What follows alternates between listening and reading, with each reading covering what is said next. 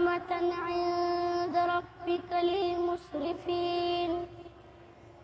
فأخرجنا من كان فيها من المؤمنين فما وجدنا فيها غير بيت من المسلمين وتركنا فيها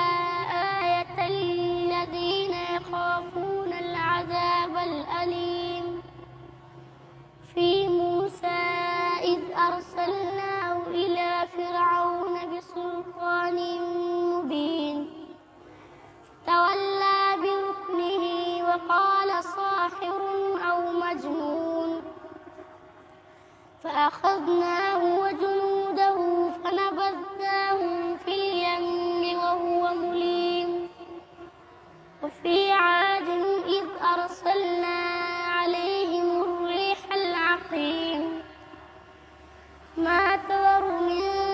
شيء أتت عليه إلا جعلته كالرميم